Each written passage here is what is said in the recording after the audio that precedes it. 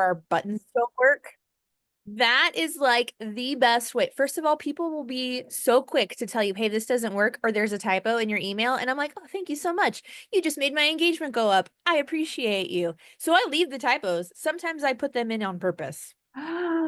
That is phenomenal. Yep, I do. And the other one is like, if she can do it, if Adora with her grammatical errors can do it, then I can do it. That's another one is they see it and they're like, all right. Okay, who else? Keep going, Jennifer. You keep leading that. I like that. I'm gonna sit back and watch you do your. Oh, okay. I can keep doing that. Let's see. Who Virginia.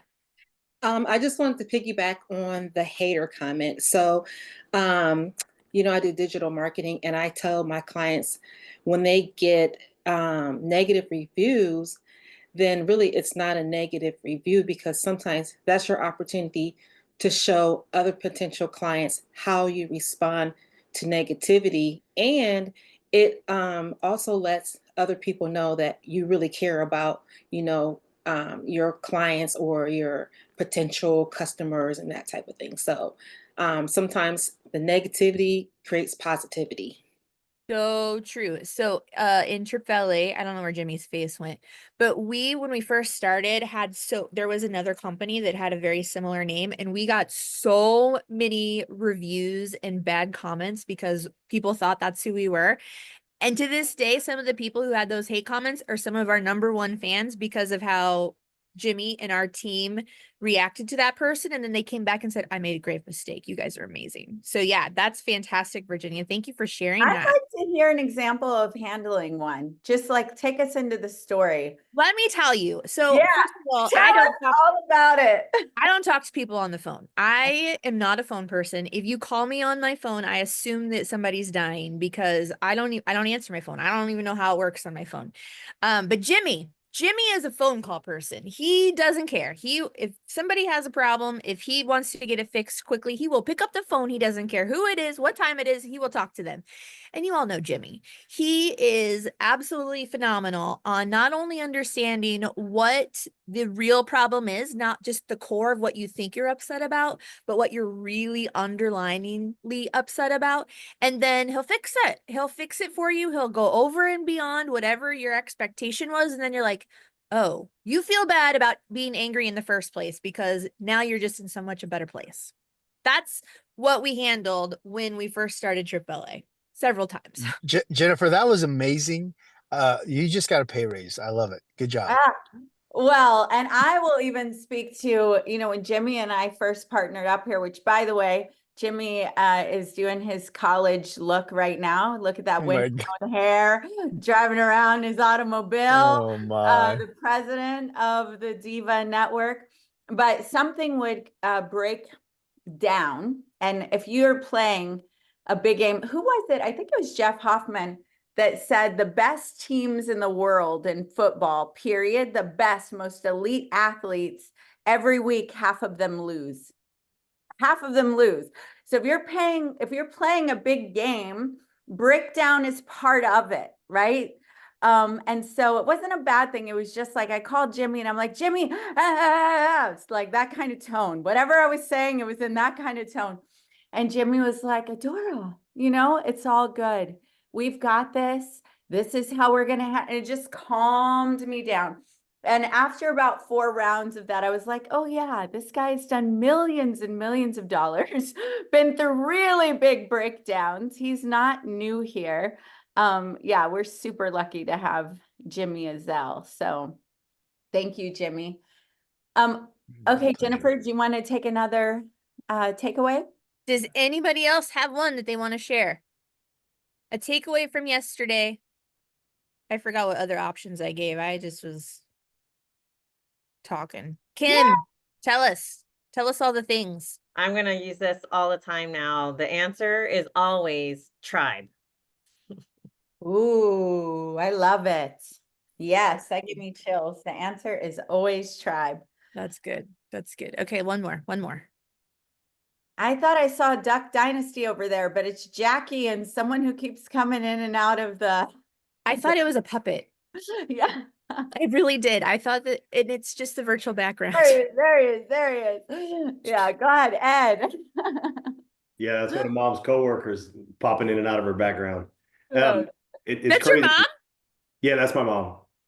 Oh, that's so wonderful. Yeah, she's in business with us, so we're retiring her this year to run our operations back of house. So she's plugging into everything we're doing so she can stay in tune. She's at work right now still, but not for very long. We're gonna get her out of that job this year. That's so great. She's got to Yeah. act like she's not listening right now. He's busy. Yeah. So Kim and I didn't even talk about this, but one of my biggest highlights yesterday is the key to success is your team. And that's something that we've really been focusing on for 2025 is expanding the leaders in our team. So, and she said the answer is always your tribe. So I guess without even talking about it, we're on the same page. boom. Imagine That's that good. married for how I many know, right? Imagine that. I don't know how that happens. Yeah, I don't know. I don't know. But that's good. Really, really good. Thank you for sharing. So awesome. Yep. Do I hear someone? Yes, I said I have one. I don't know if someone mentioned is you never finish your to-do list. Oh, yeah. Fire. Oh, I love that one. How many of you love the like you must recover? Like I loved oh yeah, I love the message in that. And that why am I even talking to you if I don't want to hug you? Okay, awesome. I love that too.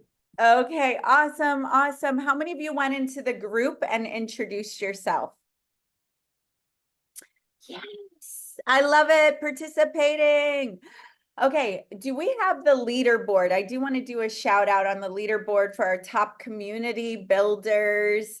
These are people that have invited people into our community, the one without the exact numbers. If we don't have that, it's okay. We can come back. When you have it, let me know. I'm excited. How many of you read the book Think and Grow Rich? Yeah. Anybody? Think and Grow Rich? Thank you for coming on to camera, those that you are on camera. So Don Green of the Napoleon Hill Foundation will be on a little bit later. We're going to get to talk with him. We'll get to ask some questions. I'm going to give a little spoiler alert. He has the best Southern accent, so get ready for it, Liliana. And reminds me of all my kinfolk. Okay, he's Virginia. They're like Tennessee, Texas. And he is one of the most contribution-minded human beings, right, Johnny? Johnny and I met speaking at the Napoleon Hill Foundation. So one of the core rhythms that we're leaning into this whole time is visibility, but through tribe or community, collaboration, leveraging technology, leveraging innovation, but the core rhythms are community. And I was thinking about it, Napoleon Hill, what book is he most known for? Who wants to share? Somebody come Think off. and Grow Rich. There we go. Think and Grow Rich. And what was who just shared that? Justine. Okay, Justine. And what was the main premise of Think and Grow Rich? What did he do in Think and Grow Rich? Oh, now you're testing. Who me. knows? Johnny Lloyd. I'm gonna bring you up because she's a Napoleon Hill certified leader. Thank you, Justine. I didn't mean to put you on the spot like that. Go ahead. Johnny, what do you do? Okay, so one of the famous quotes, and this is one of the most important things, is he teaches you how to think. Think about that. Don't look at just the rich part, but how to think and grow rich, right? And he said, whatever the mind can conceive and whatever the mind can here it is right here. Whatever the mind can conceive and believe, it can achieve, right? So, and then he teaches the principles. Principles are like gravity. They work whether you believe them or not. So he gave you principles that have been proven that would help you in that arena, transforming your mindset so you can think and grow. Give it up for Johnny. Give it up for Johnny. Yes, he did. And I know you can go ahead and drop in the chat some of your key things you got from Think and Grow Rich, because many of us, that was a very foundational book. One thing that I was thinking about this morning is Napoleon Hill interviewed the top leaders of that time, from Mahatma Gandhi, Theodore Roosevelt, Henry Ford. And so he, one, knew that proximity was power, right? He was given a certain borrowed credibility by who he was interviewing. And look at how the doorway was to that, was interviewing these successful people. So he came in service to glean their wisdom. And that also created something else. It created borrowed credibility, because if you didn't know who Napoleon Hill was, you could go, oh, wow, but he's disseminating the principles from Mahatma Gandhi, Theodore Roosevelt, Henry Ford. And so some of these things, we could do a whole lesson on how you could interview each other, about the power of proximity in this room. Like yesterday, we had Jeff Hoffman, we have Don Green coming in, but even just look around at the people in the room, as I'm telling you, there are so many power players in this room, whether you recognize it or not. I invite us all to open our eyes and like refresh, recognize like who's in the room. So Napoleon Hill did that. He got around the best people.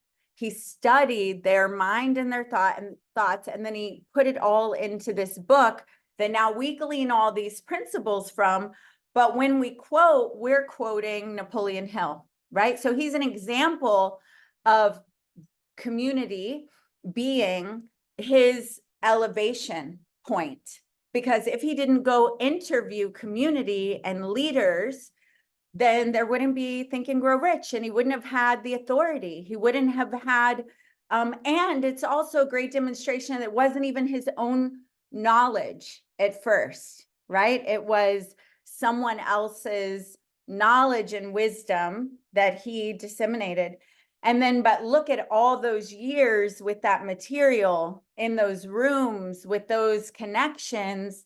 Now we're still reading and quoting, and the top leaders in the world consider it to be one of the foundational, if not the Bible of self-development, right? It's pretty powerful. And so, you know, when we're in this room together, we are stepping into that kind of energy of not only do we have Don Green coming, and who is the, you know, guy holding the mantle for the world right now of that material, but we're in conversation, we're in mastermind rooms, we're in proximity, we're in like-mindedness, we're in all of those incredible things. And he's a demonstration of visibility through community. You see, he's a demonstration of visibility through community. And how do you think the message kept going? Someone read it, and then they shared it with their community, right? Someone read it and had a breakthrough, and they shared it with their community. And then you get someone like a Ed Cross who makes everybody read it. Whether you want to read it or not, he's going to have someone read it to you, right? So there's a wave and there are ripples, and imagine that happening in your world, even on a small scale, because that's what we have the opportunity to step into. So Don, before Don comes in, which he'll be in just a little bit, and I'm going to make sure I stay looking at my phone, because sometimes he'll call me right before. We did already talk, so I'm sure. So just before I bring up the next part about today's lesson and community and what we're going to be going over today with Don, what opens up for you when you think about that, when you contemplate Napoleon Hill, Think and Grow Rich, proximity, you being in proximity here in this room, being in proximity in your team, any of that, visibility?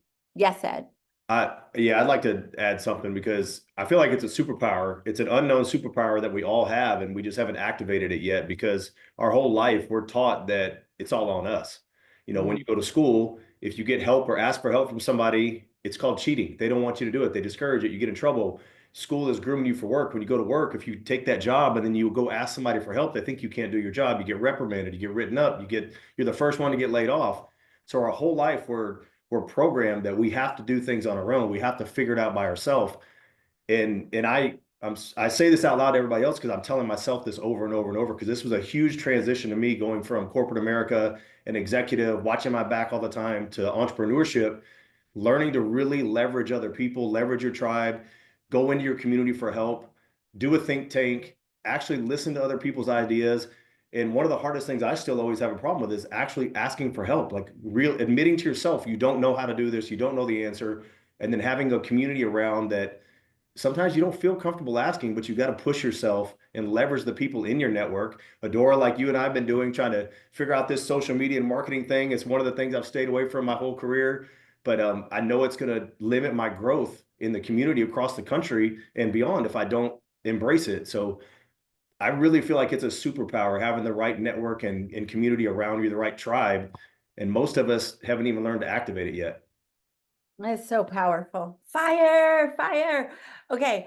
Yeah. And one of the top rhythms you're going to find through not only this 90-day run, but those of you that are in our VIP community or your founding members tomorrow, the VIP session is networking.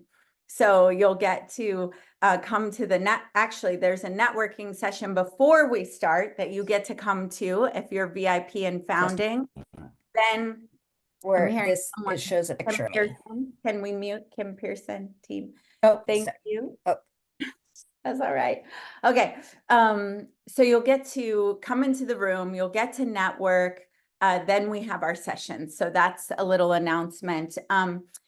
And I got a little distracted there, but one thing that you're going to find as a core rhythm is collaboration, and really learning how to take those networking sessions and create collaboration instead of just like, I'm going in, I'm looking for clients, I'm getting in, I'm getting out, I'm praying and spraying. You know, if you're in person, it's like business cards and praying, and like you're just spitting your information at people. That's one way. How many of you have been guilty of that? No one's guilty. I certainly have been guilty. Like, you tell me go run, like I would do, I mean, especially in my 20s. Yeah. Or you go in and you connect to everybody, but you don't ask for what you need or what you want. Yes, that's you who does that sometimes, Abigail, right? So Cheryl does that sometimes too. Yes. So, and then some people just go and kind of like watch and don't do anything. They just kind of like watch and mark it off that I was there, so I feel like I did something. But you know, and so that can start to feel like you're spending a lot of time and it's not being very effective. But the reality is, if you get really good at connecting and collaborating, then almost any meeting you go into, there will be something wildly nourishing that comes out of it for you. I'm about to tell you a little story. Lashana, let's hear it. So what you're saying, I've learned to go into the rooms and basically ask them what they do and how can I help them. I never tell them what I do unless they ask me. But yeah. I just tell them that I have this ecosystem. I pretty much know anybody that I can hook you up with, whether it's for your website, whether it's for marketing, right? It works so much better than just throwing business cards and praying. 100%, 100%. Okay, I'm going to take coaches now, and then I'm going to give a little bit of our material for today before Dawn comes, and then I'll have you raise your hands again when I'm ready for more. Okay, yes, Coach Kurt. Adora, sorry about that. My wife just brought me a treat. That's why I was off camera. So okay. I like to eat on Good camera. wife. Good wife. I had to say this to what you and Ed was saying. All our life, we've been trained to color inside the lane, stay in the lane. And then for us to break out, sometimes we don't mind people coming in our lane, but for us to get out of our lane, and that's what we need to do. We need to get out of our cultural lane. We need to get out of our racial lane. We need to get out of our religious lane, and then see how we could collaborate that we might go to where we want to go. So that's awesome. Awesome. Give it up for Coach Kurt. You're going to have more time in a little bit to give takeaways. Now put them in the chat or in the whenever they come up. That way they still release. You also, when you take action like that, it's proven your brain prioritizes it because it didn't just go through. You moved your body and you did something, and it's like, oh, this is important. It'll help you as well. So I want to share a little bit about the Napoleon Hill's journey and my story with him as a demonstration again of collaboration. Okay. So some of you may know, and if you already know some of this, just still take it in and let it work in your own, story, work in your own faith, allow yourself to receive something from it. But when I was 15, I lived on my own. At 18, I lived in a boarded up home with no electricity. I had already been to like 17 schools before 9th grade. There was a lot of things going on. We were moving all the time. It was a really disruptive kind of environment. And so at 18, I'm living in this boarded up home. I felt like I'd already messed it up with God. I was divorced already at 18, married at 17 to someone who was going to be a pastor. I ran away in the middle of the night with another guy just to burn the bridges on April Fool's Day. And I did not plan that. Okay, that's terrible. It's terrible. I know. But then I'm like, and he was in college to be a pastor. And so now I'm like, man, I thought I was going to be in ministry. I've screwed it up with even the big guy, because once you commit adultery, like, you cannot be in leadership. That was my belief back then. And so I'm living in this boarded up home in a small town. And does anyone remember the book, The Scarlet Letter? Oh yeah, I felt like I manifested that one. It's like just the Scarlet Letter right here. And so I didn't have electricity because I wasn't paying the bills. And the house I lived in, I could pay $50 a month or try to fix it up. And I don't think I fixed it up or paid the $50 a month, all right? But I was working in a jewelry store, and someone came in and she started sharing her before and afters of her weight loss journey. And I was like, wow. And then she started telling me, there is an opportunity. I've helped all these people. I can mentor you.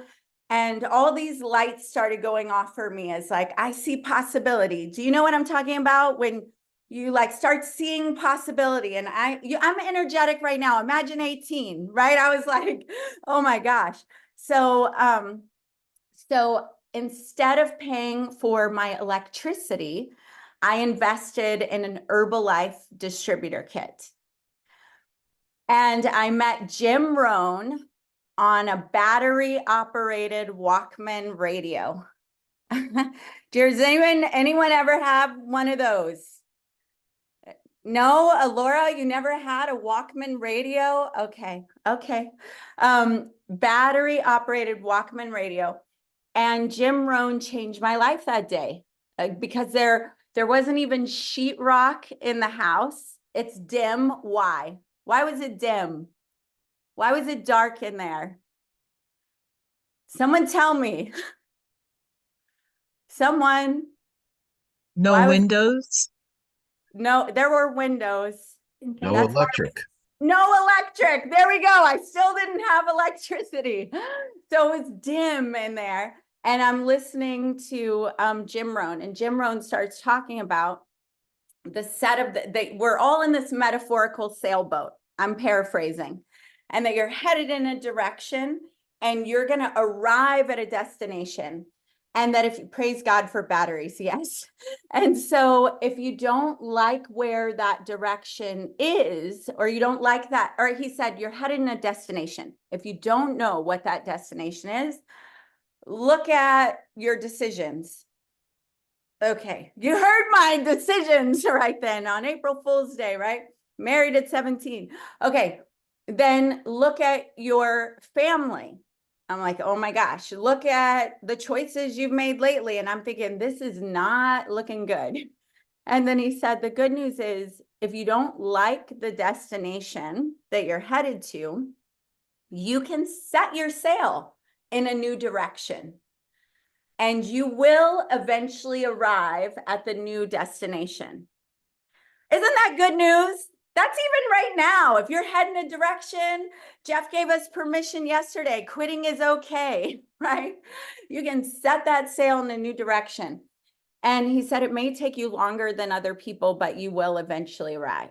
And so I was like, yes, yes. And then he said, the first thing you need to do is go get mentors. And I'm like, who's going to mentor me? It's a little town. I have the scarlet letter, on my chest. And then he said, the good news, if you can't get mentors, and this one's a big one, the library is full of them. Johnny Lloyd, look behind Johnny Lloyd, look behind Emily Young. Yes, all the books. And now we have podcasts, Audible, all like no excuse. You have an event like this where you get to meet the freaking Don Green. So he said the library is full of them where people have taken their life's most important works. And oh, Ed, I see what you did there. It's like, This is my dream library someday. Yeah. Okay. Look at Ed. So he said, they've taken their life's work and they put it in books for you. So I read 80 something books that year. I know because I wrote it down. I listened to, I can't tell you how many audios. I had a one-time check of just under $8,000. And my life, I could see that it was already really changing. So you know what happens when you read a book, you have a big aha, you've had a moment. Do you all have one of those in your mind, right? Those big ahas. It's like all up from there, right?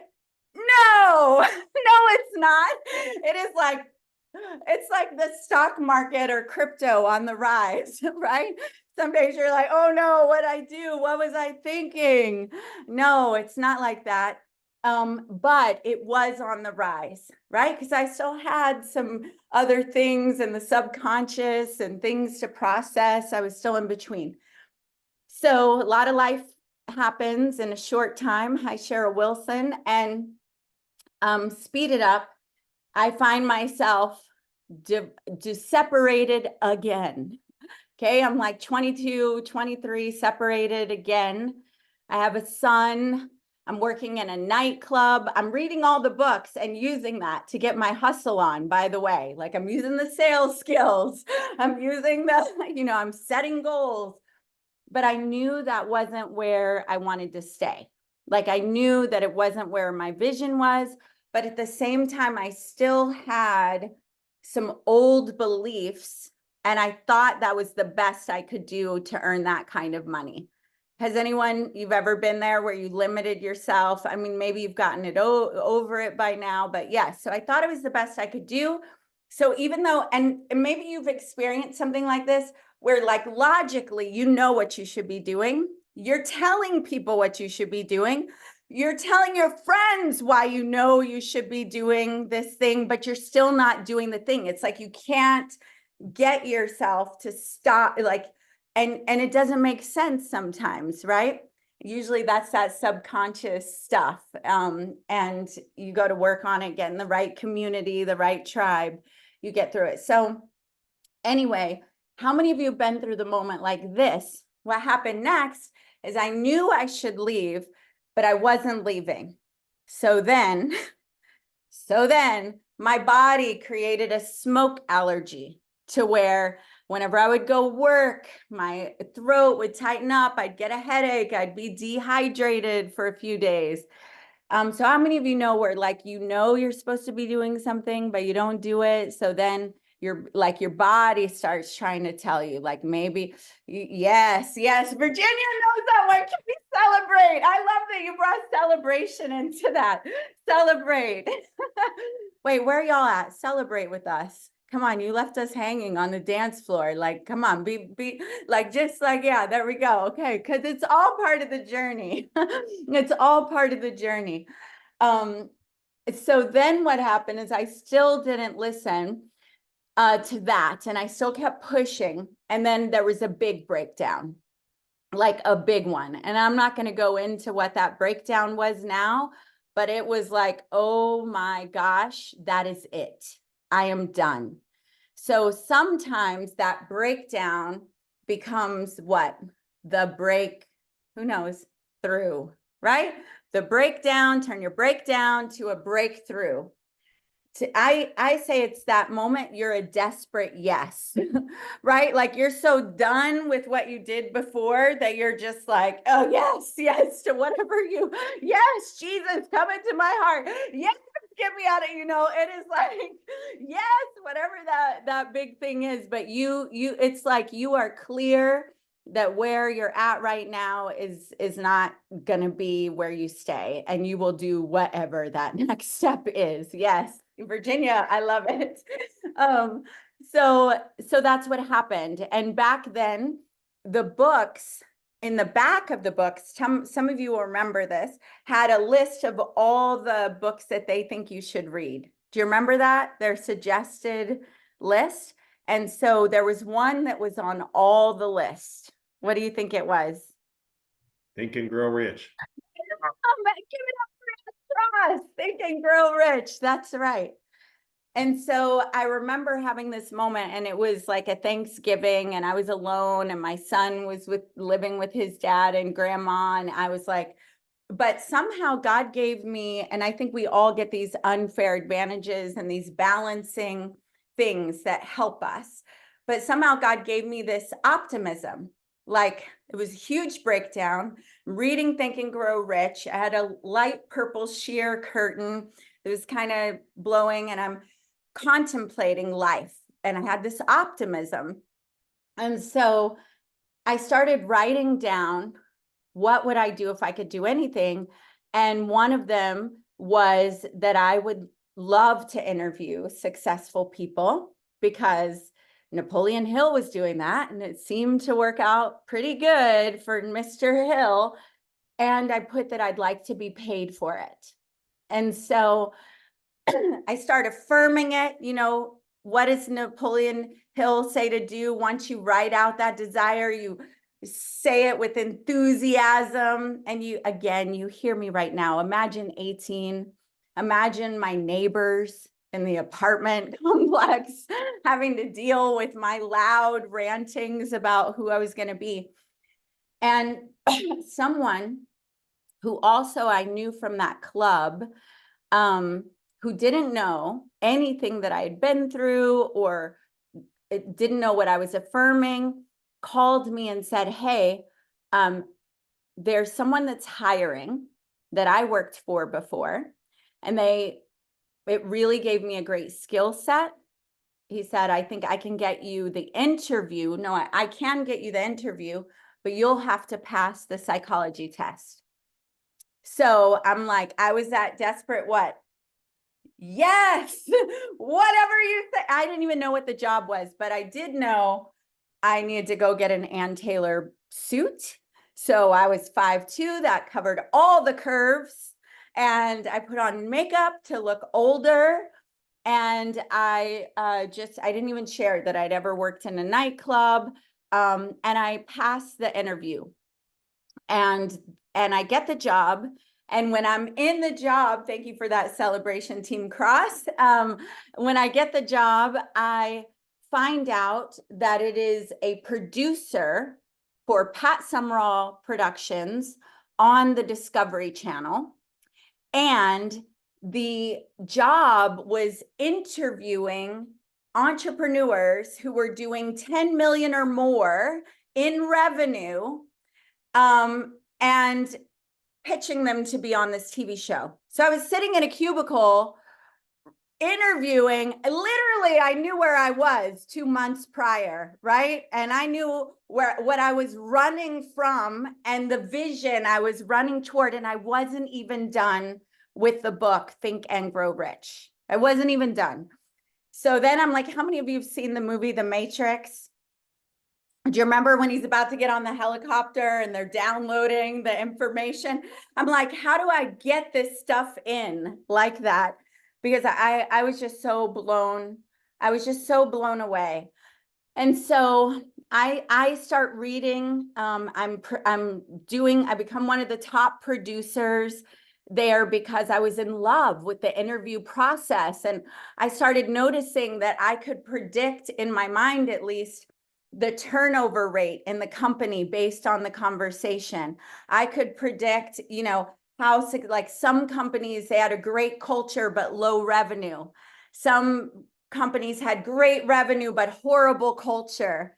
And some companies had both. And so I was learning all these things very early. I was reading Augmendino, and I didn't know about copyright laws then. So I was making copies and handing the scripts out to everyone. And I was like mentoring people, like, we can, you know, the Augmendino scrolls, right? So I ended up mentoring people there. And I couldn't believe what happened. And one major thing, and this is going to roll into when Don Green gets here, but, you know, I ended up thinking one day, I bet they have a website, the Napoleon Hill Foundation. And it was just, and I'd written down, I want to be a part of spreading Think and Grow Rich into schools. And, you know, I want to help the world with, and I wrote down some wild things. Anyway, I look up and they had just put up their website, and they were doing their first ever leadership certification. So I end up going, and I'm still like barely finished the book, and I can't believe it. It's like Don Green, the Asian market, and like 10 people, and I'm in there like, oh my gosh, you know, this stuff works. And then I remember, like, a little bit later, they asked me to write something for a chapter of one of their books. And I thought at first that she was calling to ask me to go find someone. And so then I'm just like, you know, completely blown away. And again, they didn't know where I had come from. But what ended up happening is just not only profound and powerful. And I felt like, of course, Napoleon Hill was part of my Mastermind alliance. You know how he tells you to have your imaginary council. And I felt like I just felt so blessed by all the material. But that whole experience, one, again, to tie back in proximity, and you guys will let me know if Don Green enters the building or when he does, okay, team? And then spotlight him and spotlight me. That way I don't just leave him while I'm chatting away, okay? So then what ended up happening is I got to speak at many of the leader certifications. I got to be in books over the years. I got to just have the friendship. And so there are two powerful things demonstrated here about what we're trying to impart. One of the things that I really want to impart over this visibility challenge and all of that is that, one, when I aligned with Pat Summerall Productions, and I'll go in a little harder on this, before I aligned with them, I was doing all the work. I was in a network marketing company. I was calling. I was working 12, 15, 17-hour days. I was hitting leadership things. But no one was hearing me, right? Like I was getting rewards. I was building something, but there was a lot of effort in being heard and being seen. The moment I could say, this is a Dora producer with Pat Summerall Productions, I aligned with a big name, a big authority piece, a big credibility piece. Man, CEOs were sending me swag bags full of stuff, trying to, you know, impress me. They had a process that once something went into production, you didn't talk to the first producer. You only talked to the executive producer. I had one guy lie about who he was so he could get back through and ask my advice about something. He wanted to do 4. And what changed was the perception of who I was, the alignment. But we actually did deliver a TV show, so you still have to have substance. But same person, same heart, same work ethic, maybe not the exact same person because I was doing the work, right, Emily? We're doing the work and we're changing all the time if you're on a growth trajectory. But the main thing that was changed was that alignment and that proximity of power. And Sheila, I've seen that so much in you, because the same thing, you started leveraging. I have the DIVA Network. They have a TV show. I can get you connected with them. And she got herself out of the way, used the alignment and the power of relationship. The other thing that I wanted to demonstrate, excuse me, I need to hydrate. Obviously, I will when Don Green is talking. The other thing that I mean, there are lots of demonstrations here, and I'll take some of those from you in a moment. But the other thing that I wanted to demonstrate is that through knowing Don Green and having a mentor like that for over 20 years, and I'll give another story later about a Dennis Waitley and a mentor like that. Like you're one connection away. You're one connection away, because that became, Pat Summerall was that pillar connection that then opened all these doors, right? Then Napoleon Hill, then Dennis Waitley. Dennis Waitley was a mentor to Les Brown, Bob Proctor, Jim Rome, Brian Tracy, John. And so when we talk about first of all, you need to be a good person, right? Be a good person, do the work, be a good human, do the right things. But then the power of alignment, the power of proximity, the power of networking with people, and create even the power of serving. Because I'm going to tell you, the first 10 years with my mentors, I never asked them for anything. What I would do is find out what they're excited about and see how I could help. Like literally, like I'll get you on more stages. I'll book you for this magazine. I will, you're putting out this campaign. I'm going to post it everywhere. Sheila did the same thing. What do you need? How can I help you? Oh, you need sponsors. Oh, you want restaurants? Here you go. 1 week after meeting Sheila, she was on set with us in Orlando with her kids, because she was relentless about serving us in the dining empire. And that's why I'm always like, I see so much of myself in you, Sheila, and I'm so grateful that you're here.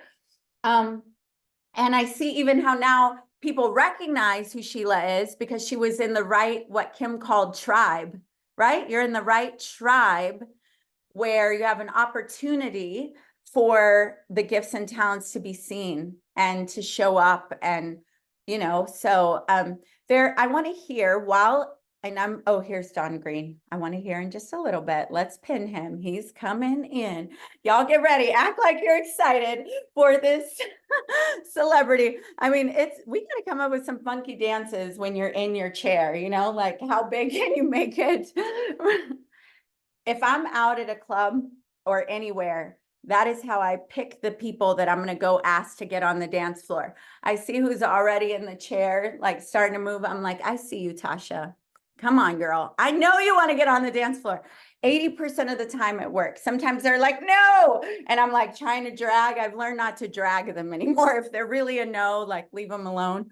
But all right, let's see. We've got Don Green has entered the building. So we want to spotlight both of us once his camera is on. Don Green.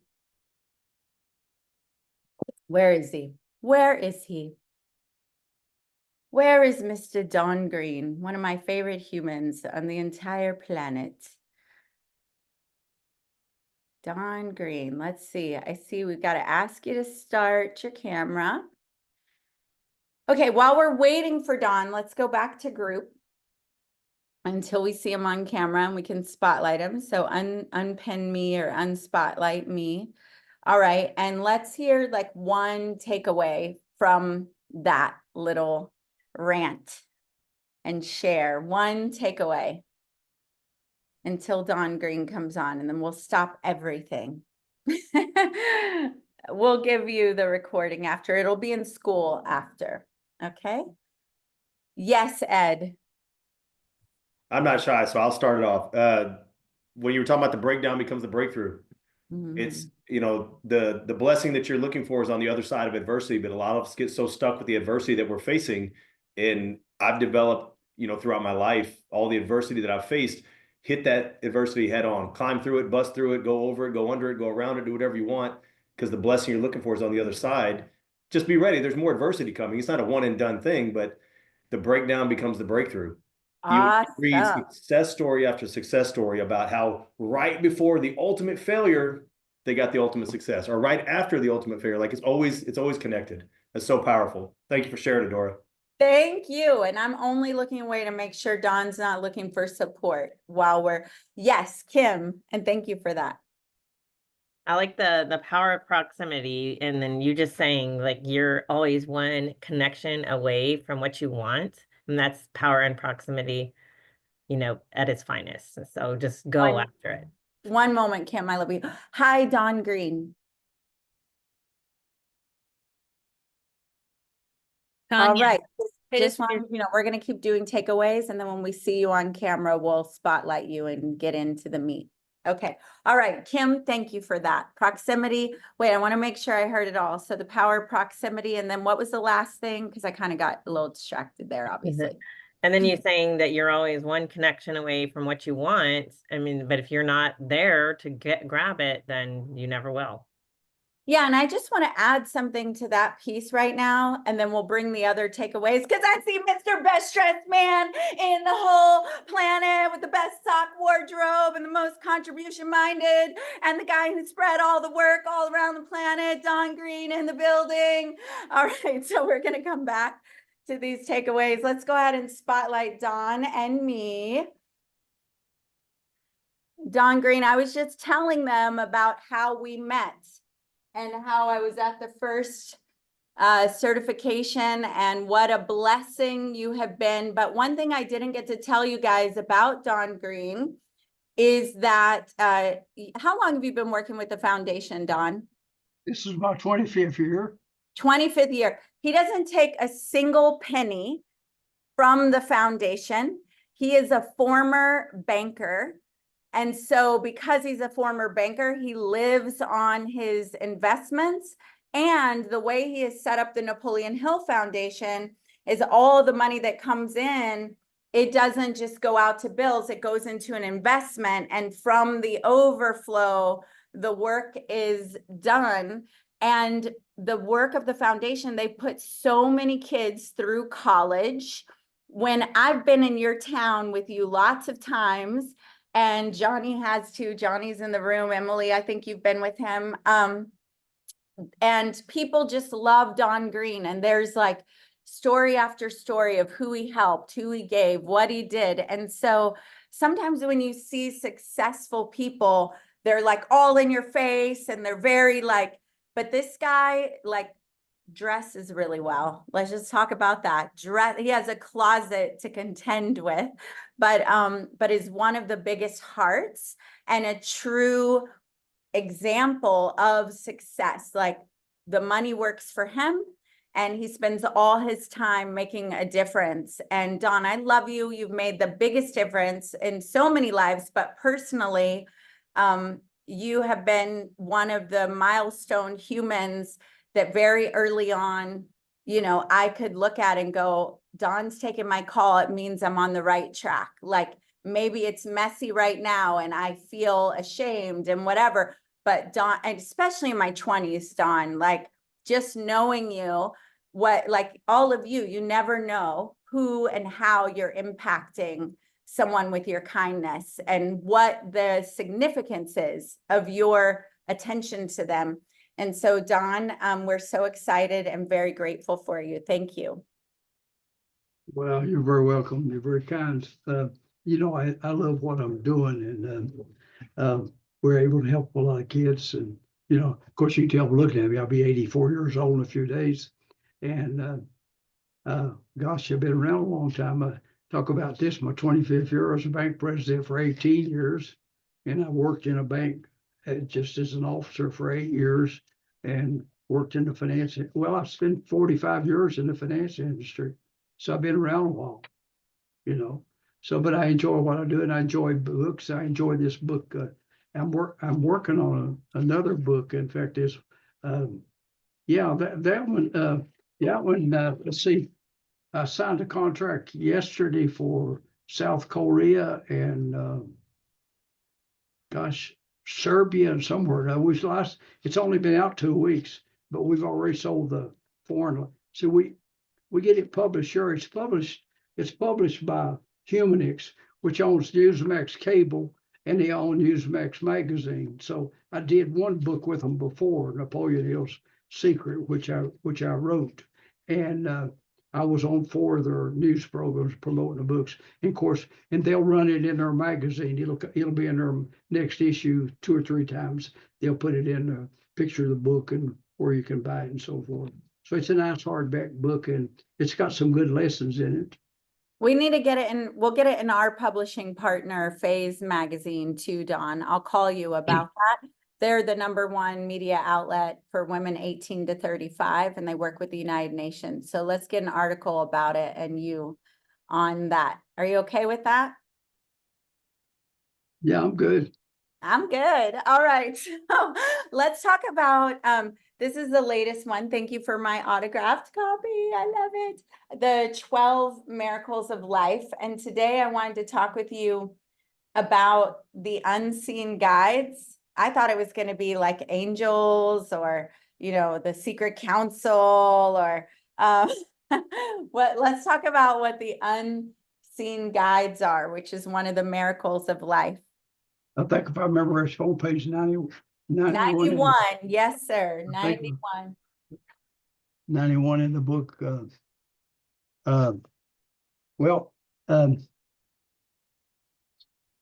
It's kind of the unseen guides.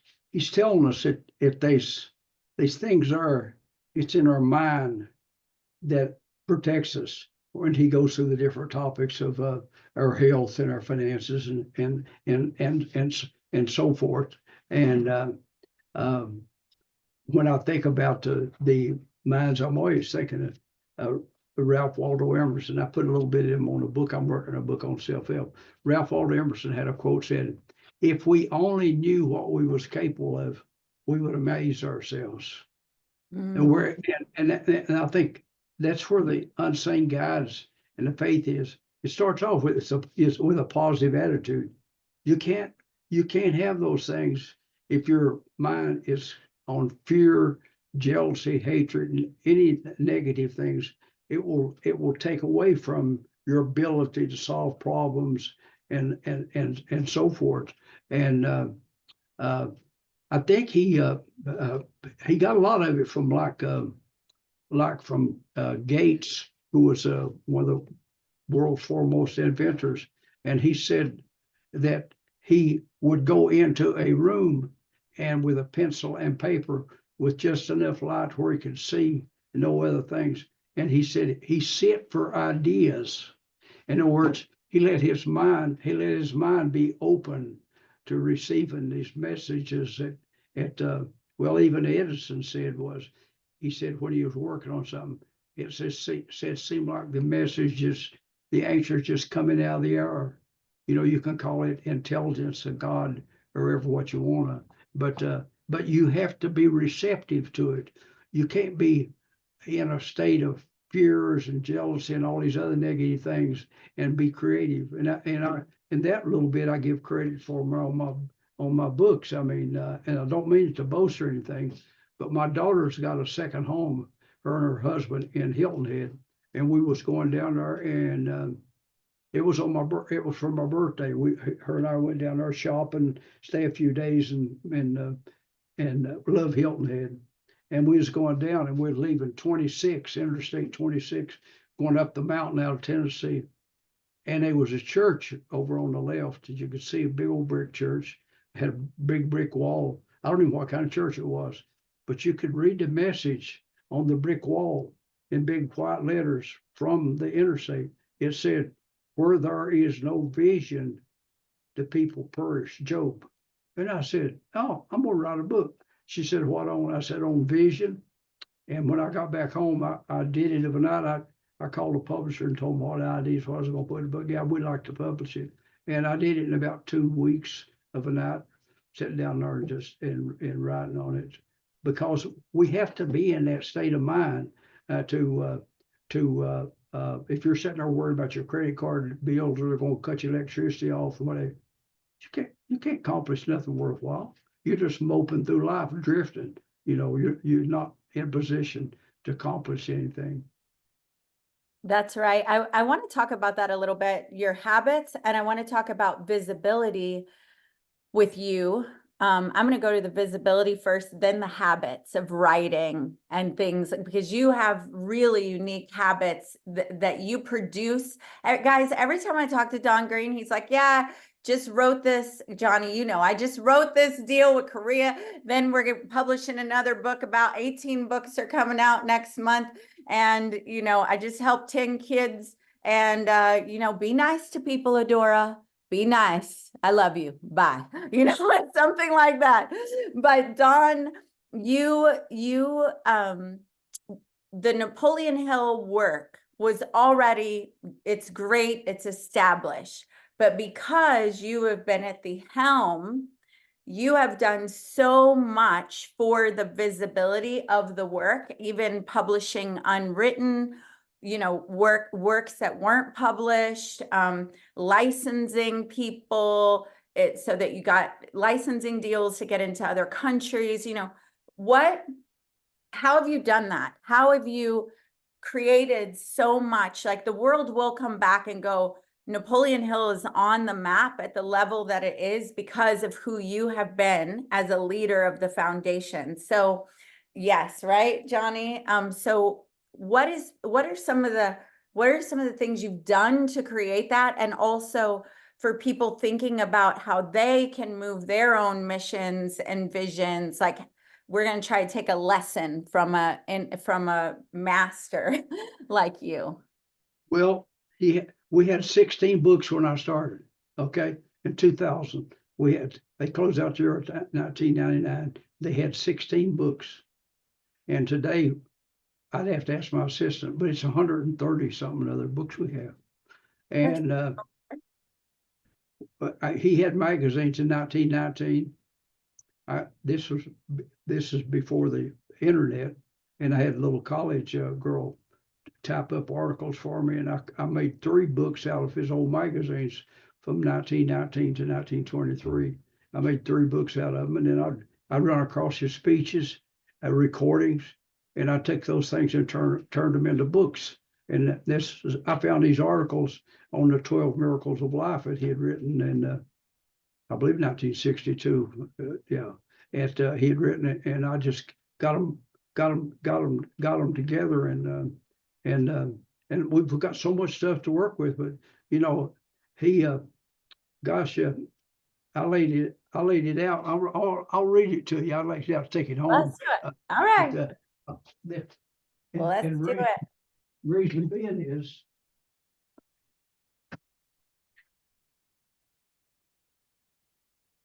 Don Green. Tell you, don't sleep, because this guy isn't. This is an article.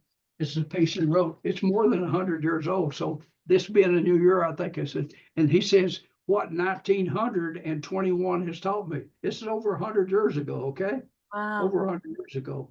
And it would fit into a book. I mean, it's just a page. He said, once a year, we should take a retrospective view of life to see what useful knowledge we've gathered. In my inventory of past years' experience, I find much to guide me in the future. Among other lessons which 1921 has taught me are the following. First, that it pays to perform more service and better services than one is paid to perform. Of course, we know he's talking about going the extra mile. Second, that the destroyer is in turn destroyed, usually by the reaction of his own destructive efforts. Third, time is a friend of the man who is right and the enemy of the man who's wrong at heart, no matter how clever he may be in the art of deception. Fourth, that every effect has a cause and the effect corresponds in nature to the cause. Fifth, that like attracts like, or is your law of attraction, okay? In The Secret, he wrote about it over 100 years ago. It's not new. Wait, okay, guys, law of attraction's not new. He wrote about it 100 years ago. Go ahead. Yeah, he wrote about it in his magazine. And that like attracts like, that no more saturate his mind with thoughts of selfness, fear, and failure, and still succeed than he could sow thistles, and reap clover. Mm. 6, that the golden rule is more powerful than the rule of gold. Mm. That happiness comes only from helping others find it. And that's extremely important. That's the definition of happiness. Happiness comes That's- only from helping others find it. Wait, said- wait. Guys, did you hear what Don Green said was extremely important? Someone put it in the chat because we need to have Don. He reads all this stuff. So let's make sure we've got that. Happiness only comes from Helping others find it. helping others find it. Yep, well, I'll say a little bit about it. I approach my work from the coming era with renewed faith in the philosophy of the foregoing 7 paragraphs, and with positive evidence that I will get out of life exactly in proportion to what I put into it. Mm. Now, when someone asked me to define happiness, well, I thought when I was young that I had to have a black Mercedes, $1 million a bank, and a gold presidential Rolex, which they called presidential because LBJ wore one. But I got all those things. But then there's a song, you're too young. There was a song Peggy Lee had, Is This All There Is? In other words, oh, if I got that other house, I'd be happy. If I got that sports car, I'd be happy. If I got that big diamond, I'd be happy. No, them are pleasures. There's not anything wrong with dress, travel, food, clothes. All that stuff is pleasures. Happiness is helping someone that needs it, that can help you back in return. And that's happiness. Mm. We cannot be. I did a fundraising in Malaysia about 2002, 3. Ever when that tsunami was, we were scheduled to be over. We went over there. There were 250,000 people in Malaysia killed with that. 250,000, and so they had an auditorium. I guess it was a big old building, and that people came in and they made donations, and there's a lot of government officials and all like this. And I spoke to one. I spoke to a doctor. He was either psychiatrist or psychologist, one, I don't remember which. But he said that he talked about how people was helping each other. And he overheard one conversation. A man said to him, called him by his name, said, I understand you lost everything you had, which he meant his house, his car, and his, oh no, said, I didn't lose none of my family. Oh. And he went on to say was that he had been practicing for years, and he had never treated a person for depression that was heavily involved in helping other people. Mm. In other words, it takes your mind off of you. You think, and I got it at an early age. My dad I never asked my dad for money. He worked in the coal mines, and we didn't have running water. He didn't have a bathroom when I was in high school. But I picked up pop bottles, and when I get 25, and take them to a little store. Wait, pop bottle? You mean like soda, Yeah. like Coca-Cola Yeah. glass bottle, pop bottle? He picked up pop bottle. Making sure we're all speaking the same We language. call them pop. But the man, the little merchant, was named Watson Mullins. He had a little sign up there where he had where he paid you, he'd give you the quarter or 50 cents or how much it was. He had a little sign there, and it said, I complained because I had no shoes until I met a man who had no feet. Mm. So no matter what trouble we got, there's somebody is in need a lot more of what we are. We're probably not going to get Elon Musk's money. Get over it. If you can't be happy with what you got, you're not going to be happy when you get something else. You have to be happy and content with what you got. There's nothing wrong with having others things. But if you're not going to be happy till you think you're getting something else, you're never going to be happy because there's always something else and something else. Mm. So giving to people that can't give back, helping other people find happiness, and then being happy with what you have and not just chasing things and chasing, right? That's what you're saying. I don't know. Absolutely. And we don't have to look very far.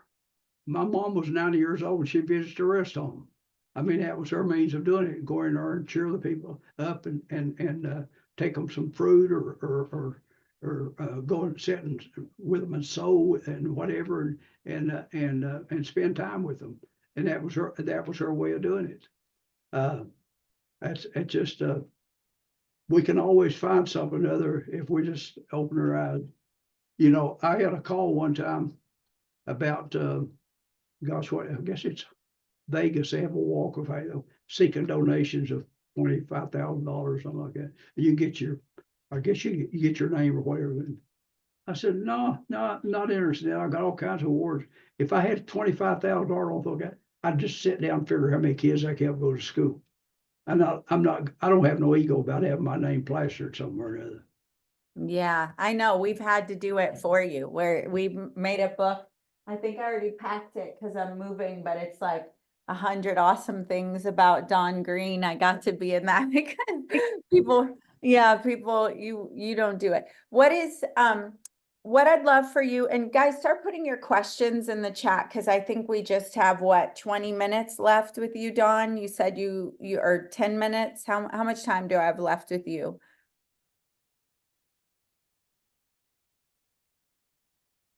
Yeah, we can do 10 or 10 to close 15 minutes.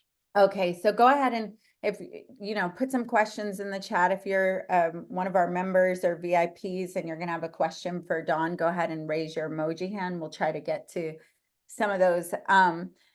So you talk about being kind, helping people, and some people feel like I want to, but right now I'm trying to pay the bills in my house, or I want to, but I need to first focus on feeding my own kids, let alone someone else's kids. Yeah. Let me tell you, the church asked me to help them. They're not in financial trouble, but I'm a supporter of the church. And we had a meeting one evening, and one of the guys said, in fact, I didn't even know him. He said a lot of people can't give because they have kids in school and what have you. And I said, well, I'm not giving you a sermon or nothing, but the earth and everything in it belongs to God. And we give back to show that we believe, we have faith. What tells us it's not reaping and sowing, it's sowing and reaping. If we plan an act of kindness, I could write books and books and books about and not expecting nothing. I got a call from a guy from Nigeria one time, and I had someone from University of Virginia with me, and I couldn't talk to him. I told my assistant, how about giving him my cell phone? Because I'm gonna leave in a little while. It's time for my daily walk. And so she said, be careful. Said there's a lot of scams in Nigeria. He called me. I was walking, and he called me Mr. Don. He still is. And he said he is 14 years old, and he read one of our books, Success to a Positive Mental Attitude. He said he got $5 and bought some used sandals and sold them on the beach. He made some money, but he didn't spend the money. He bought some more shoes, and he sold them. And then he got some used clothes, and he sold them, all the time keeping his money. He finally got enough money to go to Hong Kong and bought some men's nice new clothes to resell. And someone recognized him and offered him jobs selling drugs, legitimate drugs, malaria drugs, what they were. And so we talked a while, and he had his own pharmaceutical company called Nero's. And I told him about that book he wrote. I said, Mr. Stone, W. Clement Stone, he wrote the book with. I said, he wrote 2 books his own. Well, I didn't know that. I said, well, yeah, he did. He wrote Believe and Achieve and the Success System Will Never Fail. I said, you've seen our email, our website, you send me an email and I'll mail them to you. Give me your address. And he said, okay. So when I come in the next morning, he said, here's address from that man in Nigeria. And I said, okay, I said, his address. I fixed him up 2 books. I don't know, it's probably $75 or $100 to FedEx them. But anyway, I sent them, and I forgot it. I didn't mean it for nothing, said send them to him. And it was 2-3 weeks, he calls me. He called me Mr. Don. Mr. Don, I've been in every communist country selling malaria drugs. I've been in Laos, I've been in North Korea, I've been in North Vietnam. And he's just going on. And he said, when I got back, them book was there. I said, you said you was going to send them. I said, Polly, my mama told me when I was little, if you tell somebody you're going to do something, you be sure you do what you told them. And he said, I'm going to wire you some money. And I said, now, his name's Polly. I said, Polly, we're a nonprofit, but we'll take your money. He said, I will wire you $100,000. He wired us $100,000. By then I had his cell phone. And I said, you like Napoleon Hill so much? I said, do you ever come to the States? Oh, yeah. He said, my daughter's an attorney in Maryland. She works for Verizon. And he said, I come visit her. I said, well, you ought to come visit me. This is where Napoleon Hill is from. But you've got to let me know because I travel a lot. He said, I will. And he said, I'll bring you 150,000 more money. He said, that'll make $250,000. He brought me $150,000. And now when he visits me, he's visited me probably 10 times. He doesn't make it every year. Sometimes it's twice. He go to the book fair when I'm at the book fair. If he can, sometimes he has trouble getting a visa to get out of Nigeria.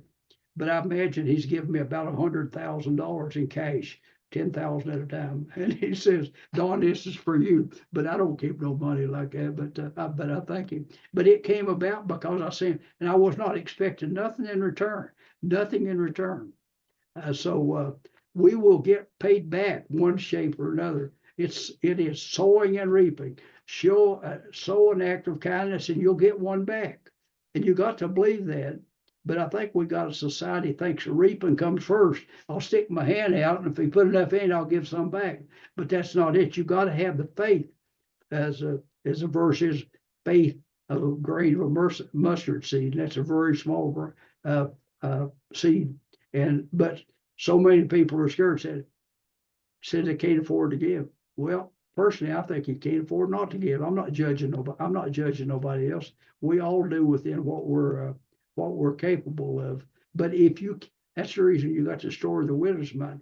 If you can't do a little bit when you've got a little, you ain't going to do a lot when you got a lot, because you're going to tendency want more. You have to have, your mind has to be receptive to giving.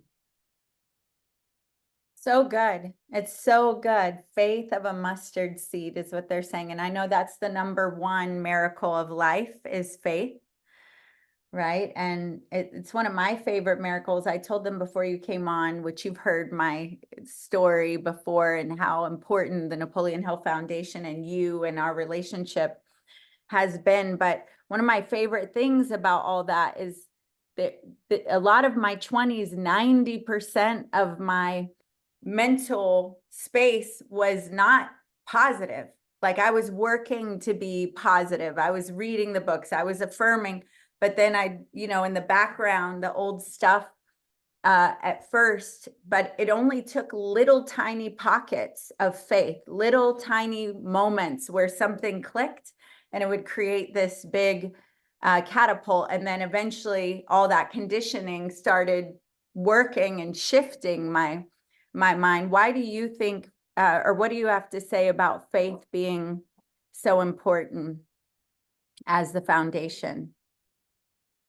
Well, it's such an important part. And of course, when we say faith, it's not just faith, it's applied faith. Don't tell me you believe something other, but you act otherwise. I know you probably heard it, the people that walk the tightropes at Niagara Falls. And the story was that this man walked a tightrope and he walked it blindfolded. And people watched him and he said, now I can take this wheelbar and I can roll somebody across this wire, across the falls, blindfolded, and said, are there anybody out there in the audience thinks I can roll them across here? And the little boy jumped up and said, I do. And the man says, come on up here, Sonny, and I'll ride you across. And they said they've still not caught that little boy.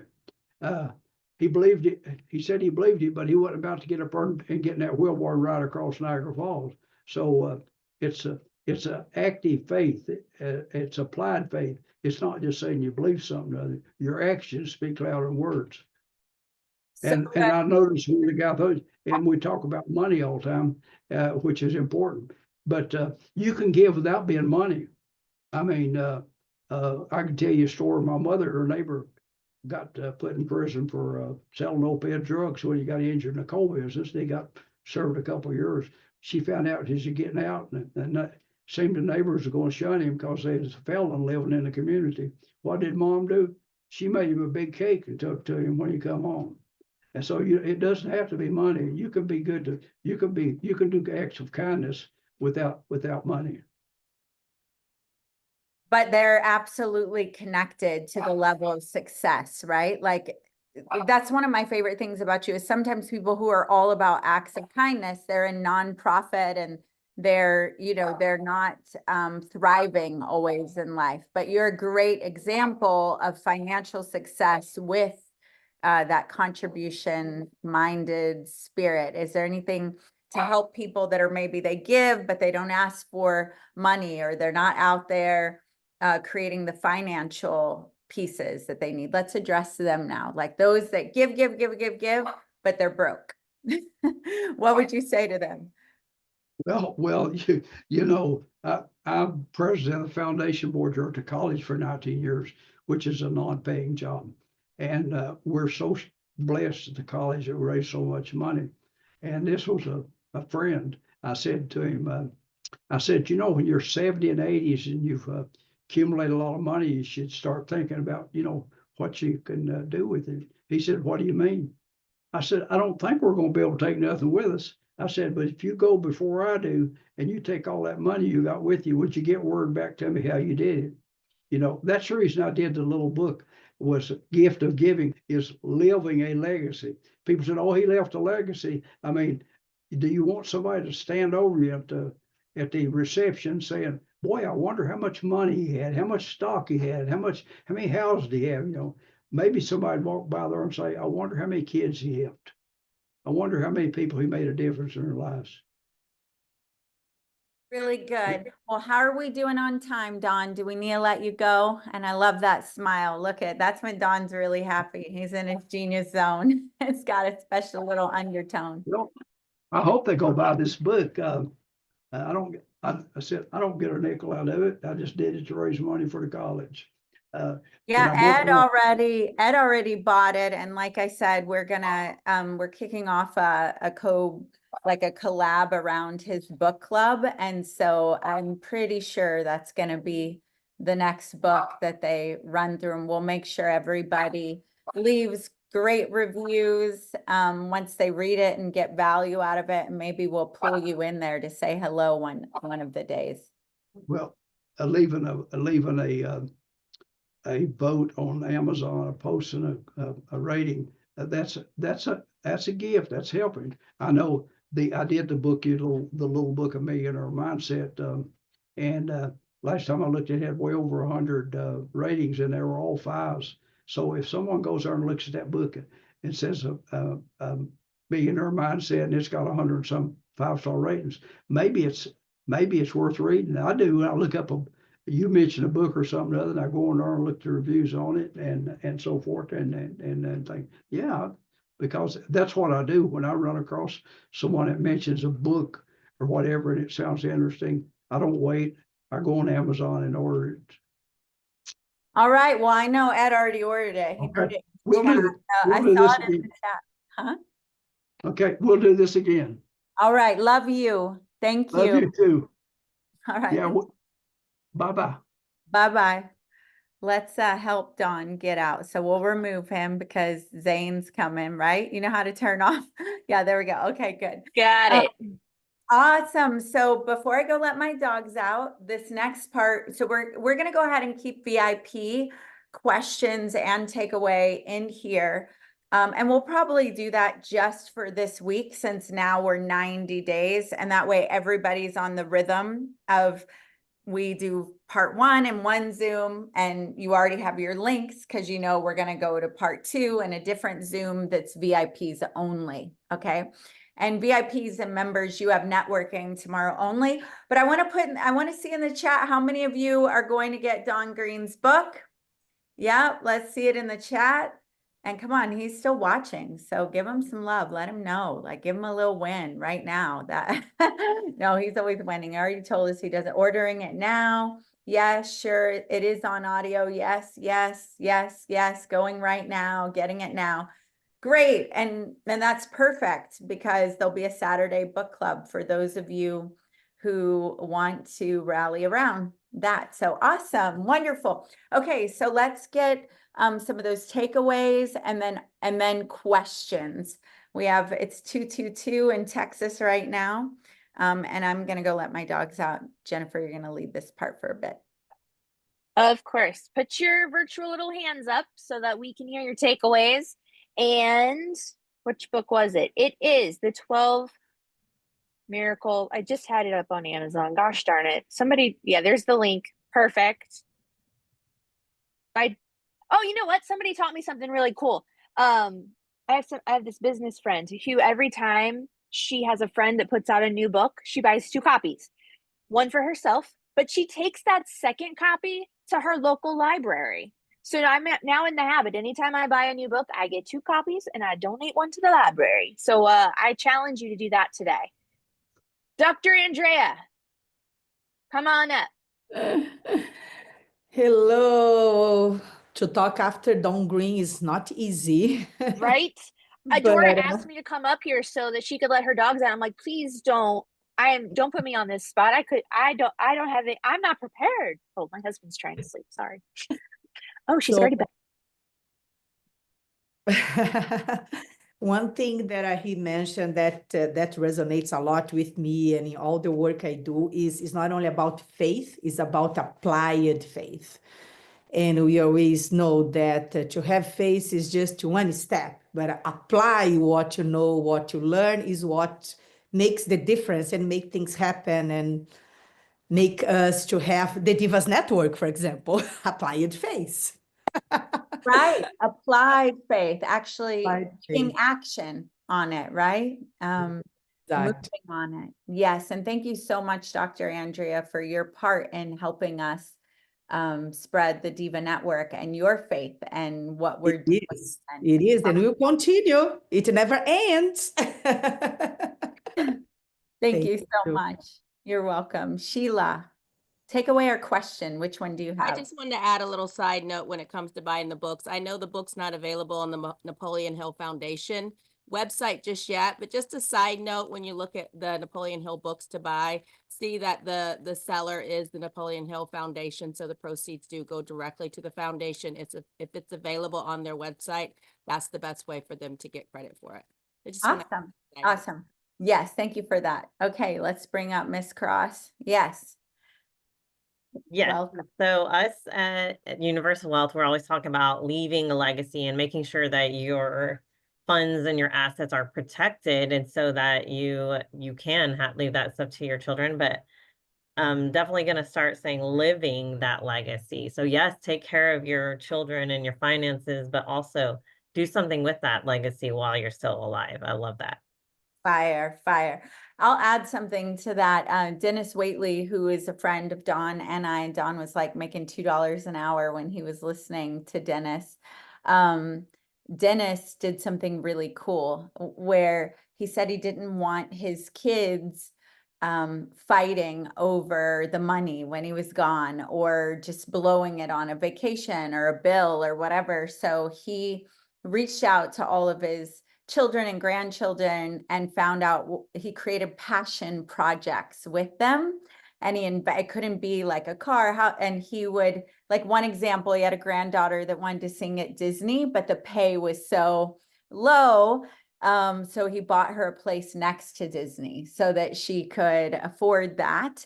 And so he did a lot of his, like that part that he just wanted to give as like a gift to them while he's alive. So he could see it and he could make sure it went into their passions. And I know we need a balance of that, like the wealth building long-term, like Team Elite brings, but also that living legacy, like you talked about. Really, really good. All right, question or takeaway. And it could be a takeaway from earlier either. Yep, Alora. Let's unmute Alora.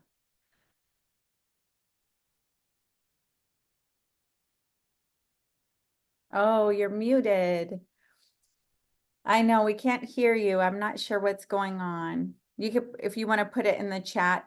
One thing that I will say is in today's assignment is, once we post this video and you go in, I want you to put not a core takeaway, but what it is that you do and who you serve. And then the second action is I want you to go find someone else that you don't know and comment about what they do, who they serve.